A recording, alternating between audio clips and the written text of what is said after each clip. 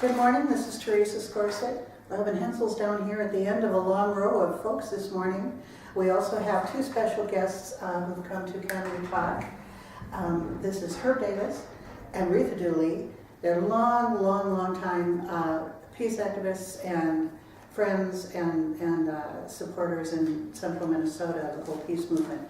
But they have some other credentials that I find very interesting. Herb was a member of the St. Paul Police Force for a number of years, and he also taught from the 70s right through this century, 2001, at the Lake, let me get this right now,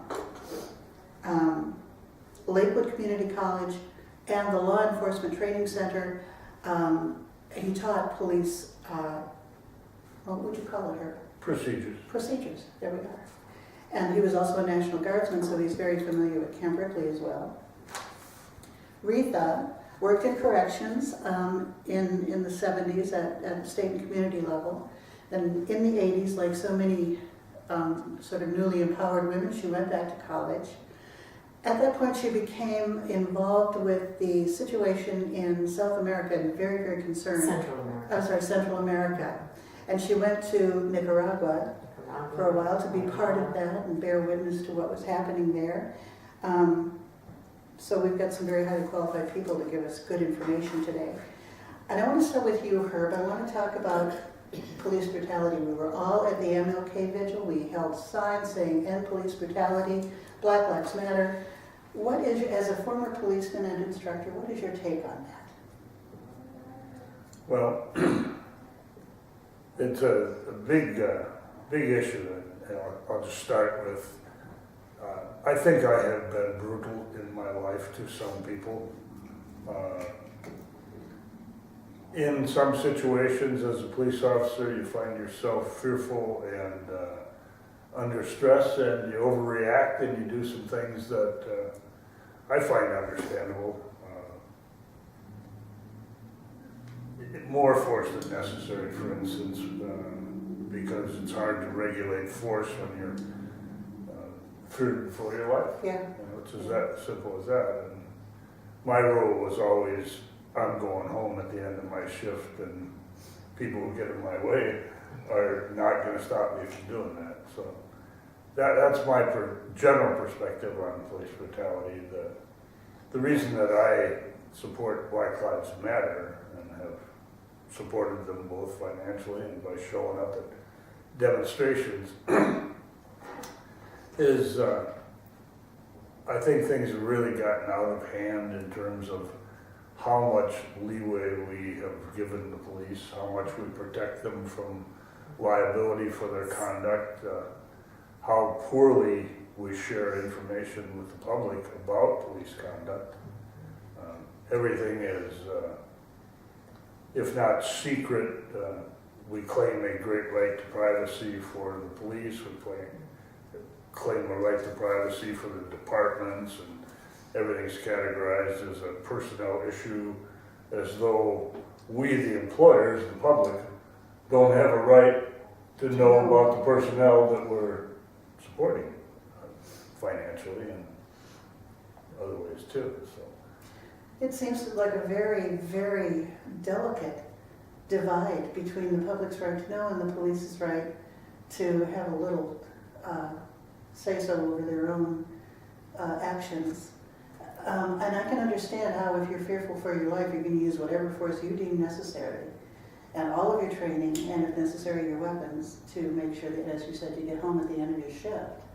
But of course, looking at it from the outside, it's hard to see how it all comes together. For example, the trial of the police officer Darren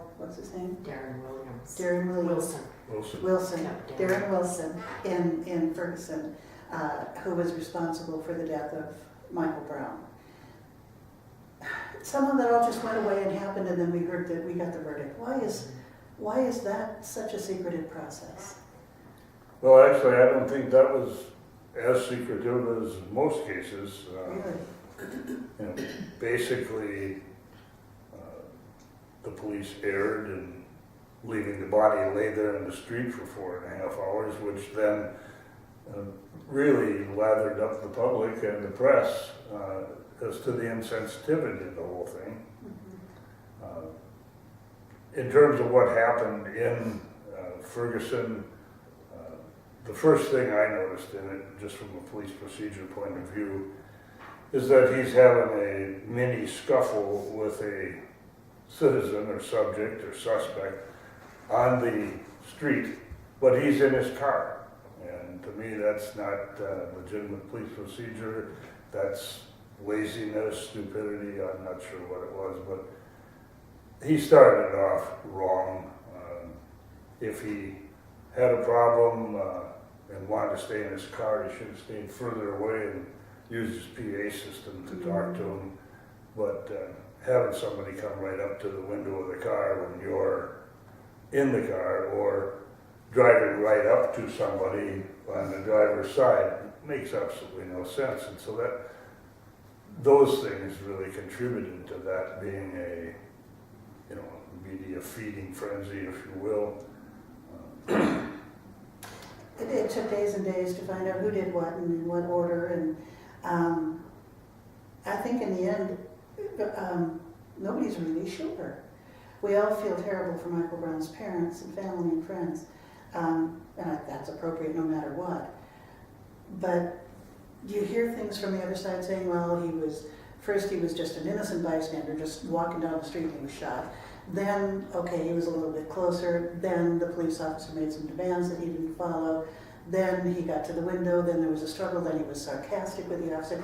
You know, all of this stuff came out one detail at a time over the course of a week or more. So I guess my problem again is with that idea that the information is so volatile that the police or the powers that be, whoever they might be, are not letting us have it. So we're left to draw our own conclusions. We're left to look at a body lying in the street for 4.5 hours and conclude whatever that means to us. So I want to talk about over-incarceration of youth. We're going to just tack off of this. I have recently heard that, and this is in particular black youth, I've recently heard that the rate of incarceration, the rate of arrest for black youth on a marijuana suspicion is 4 times higher than for white youth, even though the rates of use are about the same. So this concerns me. Now we're talking about racial profiling. Do you have any background you can help us with? Well, yeah, every police officer, no matter where, exercises discretion, and your attitudes and biases affect how you exercise your discretion or judgment. And I'm pretty sure that when the police stopped the mayor's kid, whether the mayor is white or black, the mayor's kid gets special attention and your most professional judgment. If the person you're stopping is obviously a poor kid, my guess is that it doesn't get quite that level of professionalism sometimes, and I want to emphasize sometimes. I think there are many fine people. They were my students. I know them after they got into law enforcement, who really work hard to treat everyone the same, but it is hard to treat everybody the same, and I think that police officers are like the general public in whatever town they happen to work in. They're some of them are a little racist, some of them are totally committed to being an egalitarian and protecting themselves from claims of racism. Some even go the other direction and give what I would call reverse discrimination. They're fearful of being called a racist, so they don't arrest the black kid for a thing they might arrest some other kid for. So there's a lot of variations in there, but I think the community, starting with the mayor and the city council or the county board or whatever, sets the tone. And the chief listens to the elected leadership, and and the chief will make sure that the police behave in a certain way if they're properly instructed by the county board or the city council. If the city council doesn't do anything, and the chief doesn't do much in terms of leadership or direction, then you end up with, in Minneapolis, 800 different people doing whatever they think is the right thing to do, and some of them exercise some great judgment, and probably 10% of them, maybe 5% of them exercise the worst judgment possible. But in terms of racism, the police are a reflection of the society that they're in. When you get hired in a small town, it doesn't take you long to figure out who the sacred cows are. There are people who are, quote unquote, well connected. If you stop somebody whose name is Mondale or Dayton, you are curious as to whether or not they're connected, as opposed to if their name is Schwartz or Jones, So that's my take on the whole issue. I know that it's so correlated with poverty that sometimes when you say really poor, depending upon where you are, that's a racial issue. The people of color are generally not amongst the wealthiest people in whatever town you happen to be in. Right. In the town that I was in, the Irish and the Italian seemed to have been there early and got the first bite at the apple and were in much better shape than the Hispanics or blacks that moved into the city later. So. That's an interesting point, because I was just listening to a program talk about the difference between income and wealth. And income, many people earn income, but it's generations that then build wealth. And so when we're looking at groups of color, they haven't had the generational wealth building opportunities, right? Interesting. Before we leave this topic, Herb, I'd like to get your take on that thin blue line of officers protecting other officers, not only that, but their families. Say, for instance, local police officer's kid is arrested or pulled over for having marijuana or drinking too much or anything else. Can you talk a little bit about that? Because I was married to an officer for excuse me, in the sheriff's department in another county for almost 20 years, and I know that there is that protection of law enforcement, fellow officers, as well as their spouses and their children, and I think that gets in the way of proper policing. Well, yeah, I have real strong opinions on that.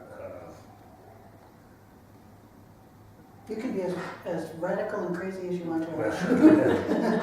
No, I really do have strong opinions on it, and it's not something that you can really jump into without pointing out the big picture, so to speak.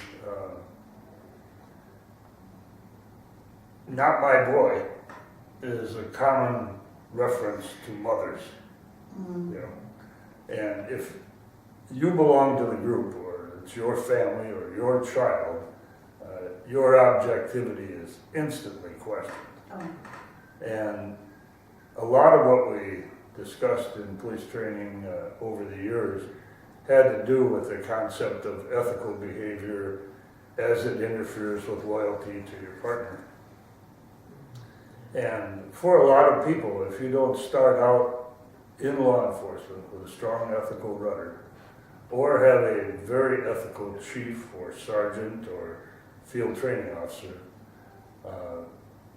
what you learn very quickly is that belonging to the group and having the support and acceptance of your peers is extremely important. I mean, whether it's the Vikings or the Timberwolves or the Catholic priests, it's teamwork, it's loyalty. Loyalty before truth. Talk about radical, I'll just tell you, 40 million Catholic priests may have been pedophiles, but another 50 million of them knew about it and never said a word. So it's not any different than the police thin blue line concept that the police stick up for themselves and protect themselves. And people stereotype young black kids in hoods, and they stereotype police officers, and some of the stereotype is positive and the police love it, but some of it is that you're brutal and lazy and blah blah blah, you know, and those things just are not true. They are a representative of the community and of the leadership that they get. And even the most unethical fellow will become pretty darned ethical if he knows one false move and the chief will move for dismissal. If you're not very ethical or whatever, and you're really insecure and want to be popular with your peers, you go with the flow and you do what's done. And if there's no discipline, leadership, control from the city government or county board or whatever, state legislature for that matter, you fall back on that whole thing. You know, it's not my boy. I protect myself. And when I'm on Facebook a lot of times and people are knocking the hell out of the police, I understand that they're knocking them for a good reason. I mean, the police are far from perfect. But I always throw in my pro-cop kind of comment that, wait a minute, this is not unique to law enforcement. I mean, if doctors screw up, try and get another doctor or a panel of doctors to say, oh yeah, you really screwed up and you deserve all kinds of money. I mean, you got to have an attorney and an investigator and everything else to go after any group of people. And when you categorize or whatever you want to call it, stereotype, generalize about the police, you're in danger of being wrong 90% of the time, because the stereotypes what stick out are the crazies, you know. During the time that I was a police officer, I probably knew the names of 2 or 3 Minneapolis police officers. And the ones that I knew were the ones that were screwing up all the time and getting in the paper. The ones I didn't know were just doing their job, not getting complaints, arresting people when they felt like they had to, and doing whatever they needed to get by. There's another aspect of this, we all stick up for ourselves and one another, that women have found concerning. And Robin, you can speak to this, and Retha, I believe you can too. If your partner or your husband is a police officer and he's beating you, whom do you go to? Have you had any experience in that? Let me just say before you women get in here, you go to the same people you call the police, because there are plenty of police officers that enforce the law in that situation. It's good to hear. Seriously, I mean, obviously, if you call the police and you get my best friend, and I'm beating my wife, I might get some preferential treatment. But anyway, I'll let you women answer that. Okay, that's a very, very good piece of information, because it concerns me. I think it concerns all women. I have not had an issue.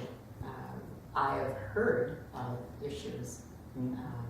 And, you know, I think just to say a similar thing that Herb has been saying is that, you know, we cannot say all police, we cannot say all protesters, we cannot say all anyone. And there are stereotypes for a reason, because there are some people who do things that we find despicable. Yeah. And then we tend to stereotype. And I think that is to our great shame that we do that to one another. I was telling her not long ago that I had posted something on Facebook and basically got a post back from a male friend who said, wow, Retha, and just went on to talk about what I had said was very disconcerting to him, because I had lumped all men together And she was very upset by that, and I totally got it. And so I wrote her back and said, oh gosh, that is not what I meant to do. But I think we get lazy sometimes, and we just do that. Well, we're hardwired to group similar experiences with similar people into expectations. Right. If we were not able to do that, we wouldn't have survived as the human race to this point. So it's understandable, but yeah, you can catch yourself or be caught by someone else doing that, and it's like, wow, how did that come out of my mouth? You asked me, I personally haven't had an experience with that, but recently I did get a call from a gentleman, and that's another future show, if they choose to be part of this, who made some pretty bold statements about things that had happened to a young juvenile girl that he knew, and it involved National Guard individuals and a group of men that were police officers, and it's really disconcerting information, and they may choose to be part of our show eventually. But I know that does happen. One serious issue, just because I suppose of the stress and the getting out so much and being around a wide bank of people, law enforcement officers have the highest rate of divorce in any career field. Second highest is construction. And I know about that full well, and that's a concern. And I think that maybe police officers could use a little more counseling or training in that area. One thing that I want to bring up, and maybe Herbie would talk about this a little bit, the business of the labor union's influence on investigations and the protection of the police. I think that's a real important component, that maybe even some of the information is a little bit stifled because of the union. I don't know. Could you talk about that a little bit? Sure. Strong opinions again on that. I am pro-union, and I think I'm pro-cop too, actually. I just mentioned to Retha this morning that a friend of ours that's a teacher, without the union, local teachers would be walked all over by the administration. I agree. Yeah, I do too. And My mother's the union is a necessary representative and a good go-between.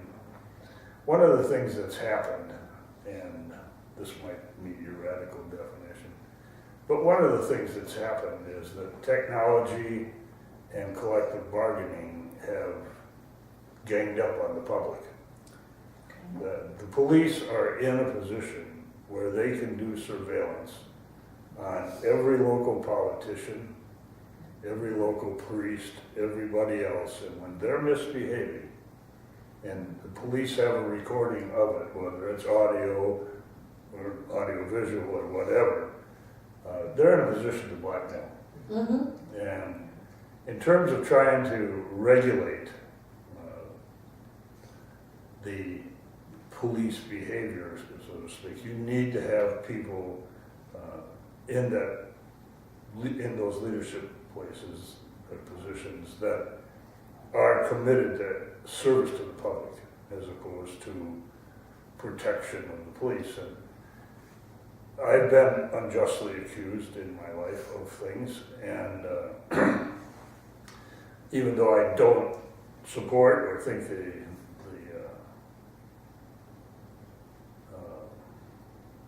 lie detector tests are necessarily valid or legitimate ways of proving your innocence, without a union, the only hope you have is the lie detector test. If you're totally innocent, if somebody accuses you of something, we all talk about this concept of being innocent till proven guilty, but right now, if somebody told a local reporter in the Twin Cities that a police officer behaved in a racist way towards them, well, they'd get right on that story and assume that there was a lot of validity to it. And let's face it, there are false reports made. You know, it's not the norm for people to make false accusations, but if the police did something or behaved rudely to you or whatever, and you got a real problem with the police, making a complaint and putting that person under great stress while they're trying to prove their innocence, which is often very difficult to do, is a very difficult situation to be in. Unions give the police certain rights. In Minnesota, those rights were probably preempted by the Minnesota legislature. The police are extremely protected because they lobby hard. And like I started this out with, they don't always lobby fairly. I mean, if you go to the legislature with information about an affair that they were having with a young boy or whatever, assuming it's a male legislator, that's pulling out, a big card in the negotiations of how that legislator is going to behave. You almost control that person. And I'm not saying that's the norm in how police lobbyists work, but they don't go in there totally innocent and unarmed. They go into that knowing that politics can be a pretty dirty game sometimes, and sometimes you have to have an ace in your pocket, So that whole issue of have the police got too much power to keep things secret, do the police have too much power to keep personnel issues secret, is part of why I totally support the Civilian Review Board, which is totally civilian, not controlled or manipulated by the police. And as a police officer, that's would be scary. I mean, I can remember being terrified at the thought of that, but I guess I would rather do that than see what I'm seeing now, which is an out-of-control agency that, I mean, you could choke somebody to death on live TV or video And somehow just in that walk Eric away. Garner case, and somehow or another there's nothing done. I mean, the only thing that I can imagine is that their union and their state law is so drastically different than ours. I can't imagine a cop in Minnesota getting away with that kind of behavior. And there were 6 or 7 cops that were involved in that, and one of them literally was choking a man to death. And when it was all done with,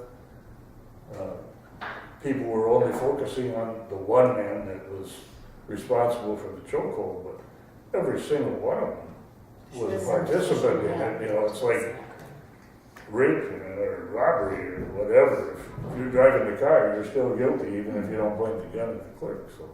How much of that do you think is lack of training, lack of ethics, or group mentality? I have another choice. I would say that it's total lack of leadership by whether it's the city council, the governor, the legislature, whatever. I do think that for some, it could be lack of training, but no matter how they were trained, in Minnesota, many of the Metro Police were trained in a community college coordinated police training program, and they ended up going to many different departments, and I heard back from many of them, and some of them were in what I would consider ideal environments. They knew the rules, the chief knew the rules, and they were going to live by the rules, and that was it. Others ended up in departments where the chief was more a politician or a self-aggrandizer, if you will, and a whole lot less of a leader of people. So that's my take on that. I'm sorry, did you? Okay. When you have a situation where sometimes the leadership fails to establish a good ethic, and then you add to that, and this is something we touched on a little before the program, you add to that military equipment that's being sort of handed down to the police from the military, such as flashbang grenades. We've all heard the horrible story about the baby who was a flashbang grenade landed in his crib during a raid and blew up in his face. There's that, there's armored personnel vehicles, where the police can just sort of, if they choose, drive through any kind of a situation perfectly safe inside. What do you make of that? Why do you think, first of all, that it's happening? Why is the Army gifting police departments or selling cheap? Great question. I don't think many people really focus on the role of the community, if you will, in leadership. The community, in this case, at the Defense Department, is the legislature. The legislature forced the material, surplus material, on the states. The states didn't go there saying, give us military weapons. The police didn't say, we want more sniper rifles or we want MRAPs or anything else. This was forced from the top. It's all about greed. The military industrial complex, if you want, is doing well with war and with war equipment. And they're making and selling so much of that stuff that the military can't use most of what they have. And so they need to find some place to put it, and one place to put it so that we, the taxpayers, can pay more for some new stuff, is to farm it out to the states, and the states farm it out to the individuals. And I have absolutely no problem with the concept of MRAPs or sniper rifles or whatever else. Most of the surplus military equipment is not that. That's what gets our attention. But I just don't even have any problem with that. I mean, if I was a police officer in St. Paul and they didn't have a sniper with a very, very expensive sniper rifle available in the world's worst situation, I'd wonder what they were thinking. You know, what would management be thinking that they wouldn't be prepared? And, you know, your local law enforcement is the first line of defense. This whole concept of terrorism and white Aryan resistance and the various other groups that you could name, if they ever do act up, you're not going to call the National Guard. The governor controls the National Guard. You're not going to call the Defense Department. The president controls them. You're going to control the county sheriff. You're going to call the county sheriff if you live where I live, or if you live here in this town, you're going to call the Little Falls Police. And the expectation is that they can help you and make you safe in almost any circumstance. And we all know that anybody can drive from Minneapolis, St. Paul to here, so anything that we have as a potential problem in any part of the cities is a potential problem here. If they have, like they did in Ferguson, if they have a guy with a sniper rifle sitting on an MRAP pointed at peaceful demonstrators, that's obviously out of line.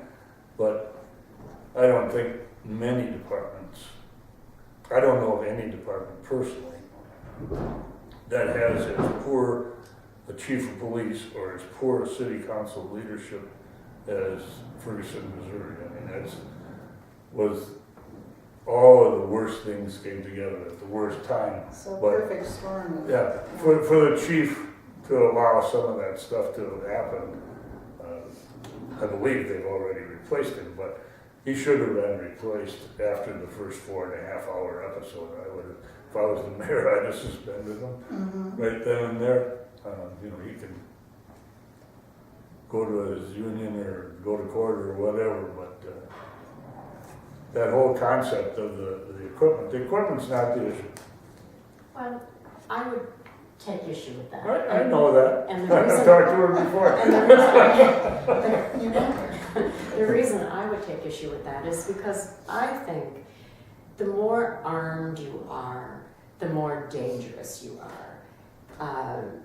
And I think there's a shift in mentality. You know, and I obviously have never been a policeman, so I've never been in that scary situation, and some of the ones that you've told me about. And think to respond. you know, I can't remember what I wrote to you, something about the bigger the toys, you know, people, guys get a little, The worst behavior of the boys or something like I that. don't know what I said, but you know, and again, that was a generalization, and I don't need to do that. But I do believe there are some police officers who, if they have a sniper rifle, they will shoot. And they will shoot not necessarily because they are being threatened or because somebody else is being threatened, but because they have that sniper rifle. That's just my opinion. And I would just counter that with a couple of comments. Please do. All right. Number one, not every police officer is equipped emotionally or skill-wise to be a sniper. Right. And it's much like with dogs. They don't give every cop a dog because not everybody can handle a dog capable of taking down a human being. Those people are selected from amongst people who are generally pretty decent folks. And then they are more than decent. I mean, the old creed rises or whatever. The other thing is that the argument against the toys is like the argument against guns. And I am a gun control advocate, okay? I'm not here to say that all guns and all people should have all guns, or weapons or whatever, but that argument that if we allow concealed carry in Minnesota, we're gonna have an increase in gun crimes. We're gonna have an increase in suicides. We're gonna have an increase in people pulling out their gun and going crazy. And the reality is we haven't. We've got concealed carry. People can do it. They take a little bit of training, and it's not much, and they don't get psychologically screened like the police do. But they have demonstrated that they can have these weapons and not behave in a criminal manner, and not even in a reckless manner. The incidence of gun crimes and assaults with guns has actually gone down, and it's not the gun itself any more than it's the MRAP. I mean, obviously, if there was a gun sitting on the table here, it would have an emotional impact on us because we all have different reactions to guns. Mm-hmm. Some people would be just freaked out. I don't want that gun there. I'm not going to be here if there's a gun there. Yeah. You know, that kind of thing. The police, again, are a reflection of the community that they live in, and I don't know about it, but I'm assuming, just because I haven't heard, that in Little Falls, they haven't had a police officer go crazy and start shooting up the town forever, since this town was founded. Well, perhaps not as just a wild, crazy street Right. thing, but there have been some discharge of firearms that came into question. Well, right, and they should come into question. They should question every single one of them, and that's, you know, a good citizen's control of the police to question them. In most departments, if you just discharge a firearm, you have to write a report on it, and somebody reviews whether or not that discharge was foolish, reckless, criminal, you know, justified or whatever. And my point, I guess, was that it's not the equipment that the federal government's forcing on law enforcement. It's how and when it's used. And how and when it's used, obviously it's not used the same way in Minnesota as it is in Ferguson, Missouri. Right. Or some of the towns, Albuquerque, New Mexico. I mean, I can't imagine a homeless person being shot from 20 feet away by a deputy sheriff from any county in Minnesota, or a police officer, or a state patrol, because that homeless person just decided to say, "The hell with you," and walk away. But they've got a video of a guy who was shot with an automatic rifle from about 20 feet away, because he got tired of talking to the cops and listening to them tell him that he can't camp there. Mhm. So he just picked up his sleeping bag and his garbage bag and started walking away and they shot him. That doesn't happen in Minnesota. It doesn't happen because not our people are necessarily better, but because our city government and our county government and our state legislature is better. No. Well, But No, there's right. no, there's no way to carry, we've been acclimating ourselves to a sort of apocalyptic mindset in the past 20 years. Some people have gone so far as to flee for the hills and, set up camps and with arms. So whenever we talk about police brutality, whenever we talk about over-militarization of police and over-policing and procedures, whenever we talk about the military, which we do a great deal because of course we're involved in the peace movement, we're always looking at the possibility that the day will come, and this is why I advocate gun control, but I don't advocate taking guns away from citizens. We're looking forward to the day when the only people who have guns and arms and power are in uniform, and the rest of us are just hiding in our basements. Do you know what I'm saying? well, I totally do, and I share some of that concern, but the societal changes are such that we're not just hiding in our basement anymore. We've got three guns in our basement with us.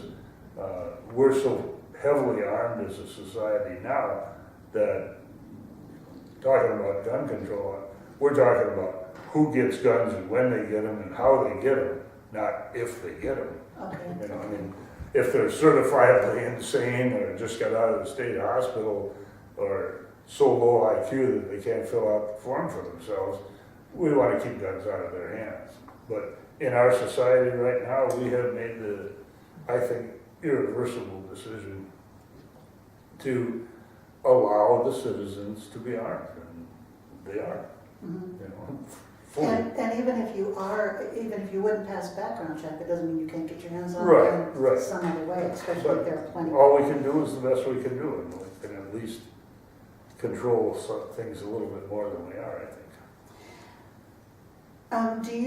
Would you agree with the statement that billions of dollars are wasted on over-policing, on looking for culprits where either there may not be any, or they just don't justify spending hundreds of thousands of dollars to track them down because they're very petty criminals or they're not dangerous individuals?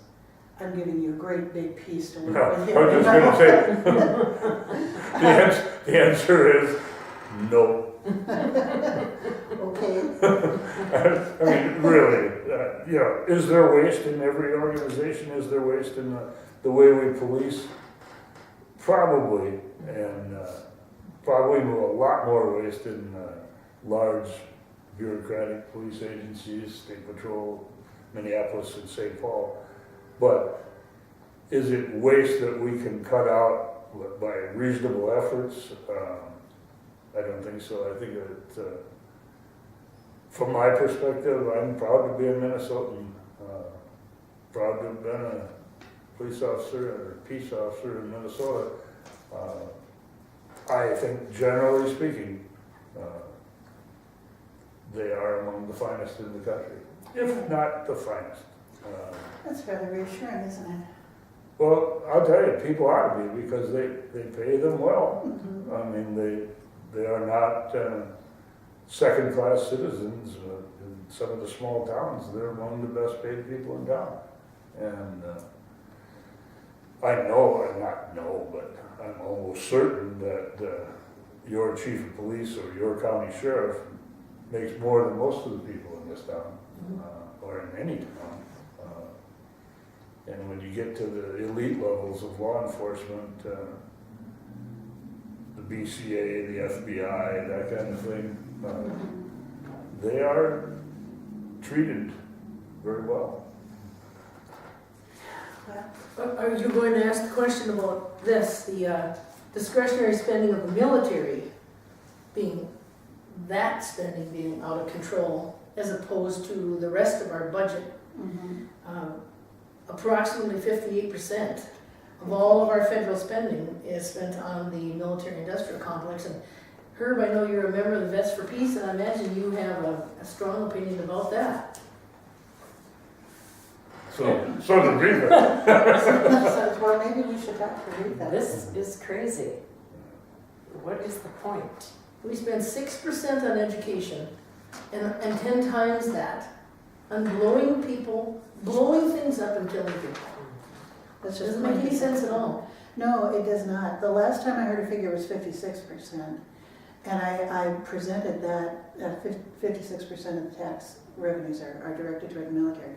Presented that fact to my sister, lovely woman, very smart, and she said, no, it can't be. And I said, yeah, it can.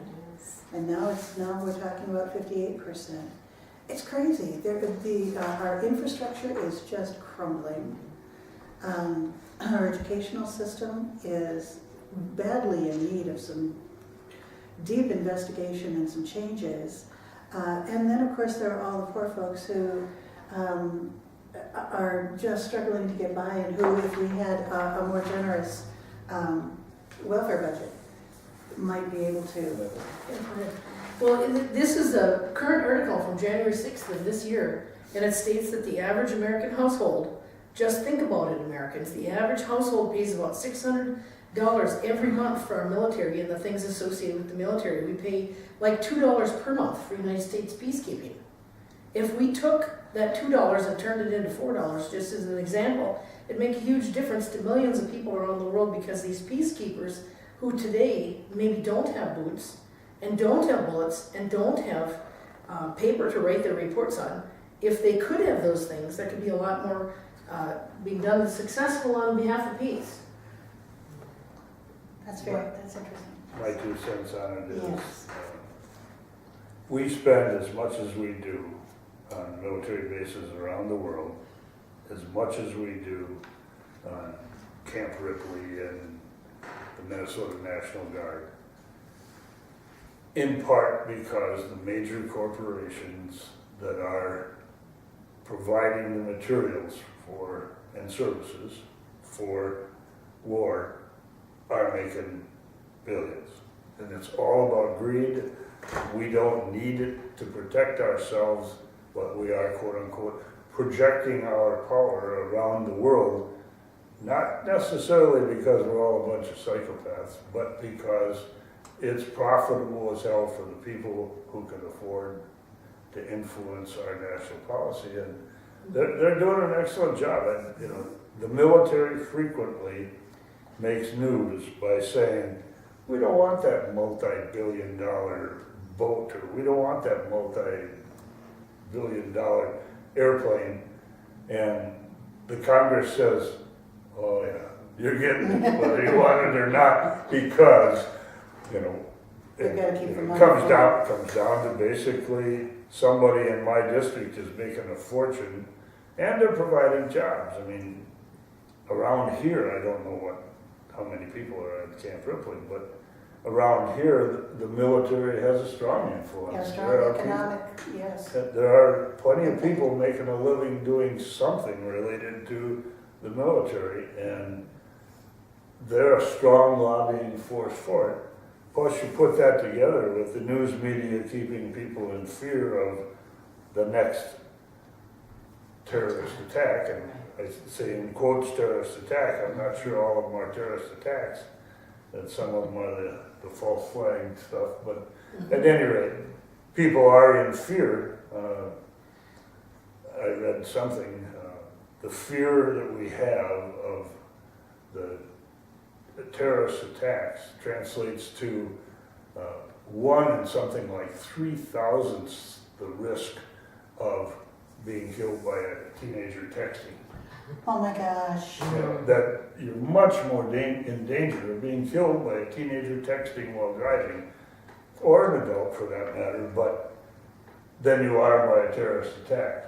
And if you look at the big scare over Ebola, more people are dying of diabetes-related illnesses than are ever going to die from Ebola in Africa and this country. And in this country, I think it's 1 or 2.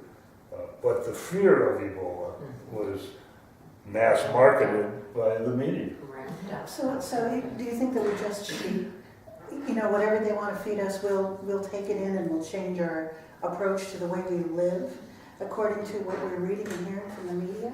Yes. Okay. Nice short answer. Oh, absolutely. This is a conversation that we have quite often.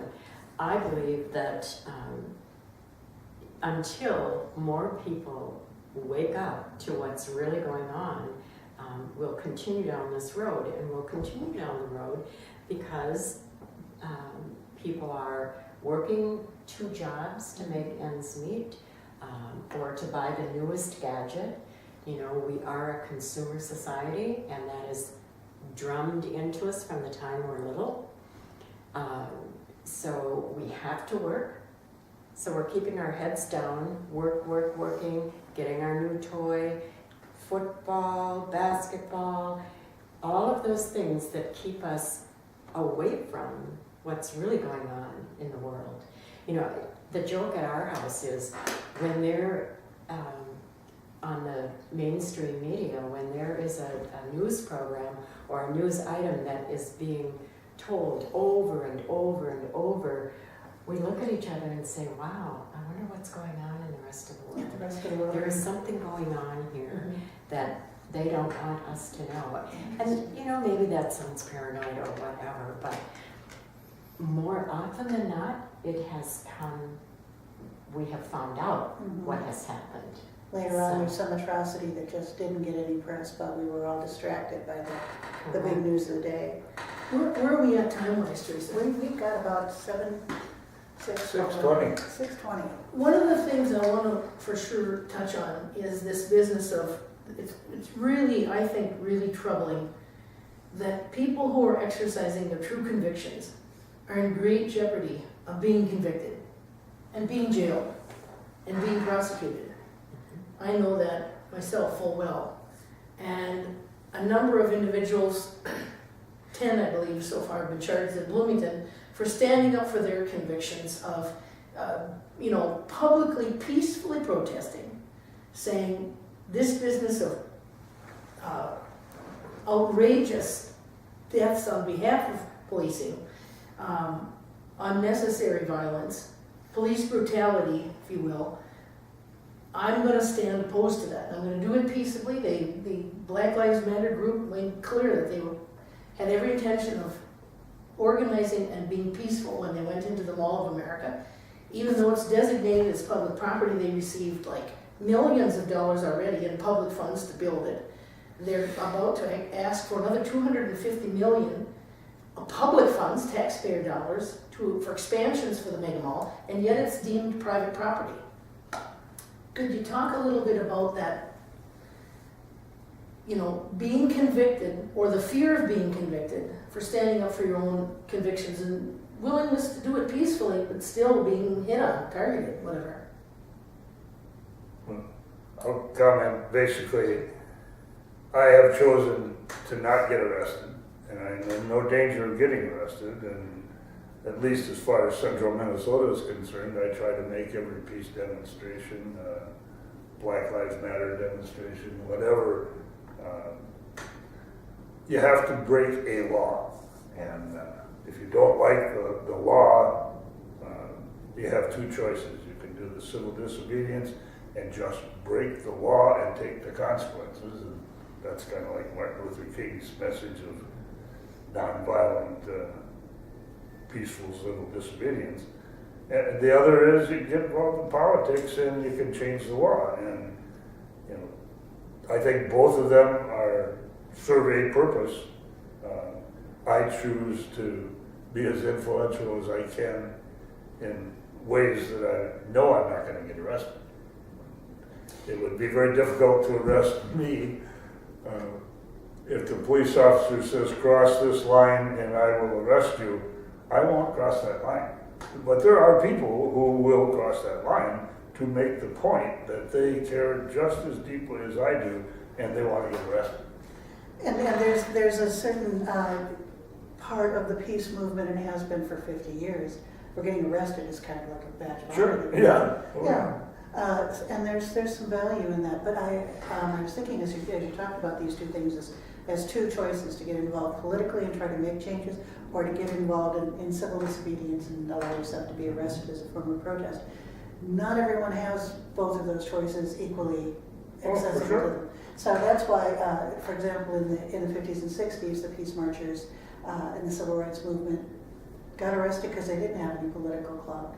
And now we're disenfranchising a whole bunch of those descendants of those folks by making it so difficult once again to vote. So, sometimes the only thing you can do is say, okay, if I got to step over the line to be visible to you and to make you see and hear me, I'll step over the line. Well, I totally support stepping over the line. I'm not trying to say because I wouldn't that there's something the matter with it. Right. What I'm saying is that I would like to think that if I knew what Bradley Manning knew was being covered up about the Iraq War, I would have violated the law and gone to jail. I think that I might not have had that level of courage. Yeah. If I did do it, I probably would have done it in a sneaky way so I could have a chance of not getting caught. Yeah. He knew what he was doing, and that's a choice that people make. Certainly, none of the people that I know can get the attention as easily as breaking the law. Mm-hmm. And when the police arrest people, I said this as we were getting ready, when the police arrest people, it is frequently based on a orchestrated plan for the demonstration that we're going to tell you after you get your group here and you sing a few songs and shout a few cheers that you have to leave. And we want everybody to leave. If some of you want to stick around and get arrested, that's your business, but we got a job to do. We're not going to allow you to occupy this spot forever. When we say leave, you either leave or you get arrested. And so when you get arrested, frequently you're not a victim of some great surprise. Mm-hmm. The police aren't looking for a chance to bend over and pick up a dead weight body, I mean, that's stuff on your back, stuff on everything. And so they're trying to limit the number of people. And, I fully support the Veterans for Peace people and the environmental people that will get arrested. I think that's necessary to call attention to it because the media, if you run for office, will give you a few lines of public attention, so to speak, or coverage in the media. The rest of it, you're going to have to buy. And lots of people just don't have the money to run a campaign for governor or president. Most people that I know could not even file Mm-hmm. to run for president, Mm-hmm. and certainly even get publicity, pay the publicity price. People like Dayton and Jesse Ventura and the leader of the Republican or Democratic candidates can get the money, but most of us are relatively powerless. But there are ways that you can be involved. Some of the people that we met, I'm thinking of Lena now, Mm-hmm. some of the people that we met in supporting, we supported John Marty for governor before the 2008, I think it was, campaign. And we met really energetic people that were supporting candidates that they believed in, and I think that's a necessary thing, no matter whether you're a Democrat or a Republican. If you believe that they are the solution or part of the solution, you should support them. Sitting home and complaining isn't the way. Isn't doing anything. And we're just flat out of time. All right. Good. So this is so good. I want to do more of this. We'll see if we can have you back at some point. Once a year. Once a year. All right. Thank you so much for coming, both of you. You're welcome. Thank you. Thanks for having us. Thank you, Yeah. Retha. Thank you, Herb. Yeah, This is our pleasure. Teresa Scorsett, along with Robin Hensel and our guests, asking, can we talk? And we'll see you soon. Thanks for watching.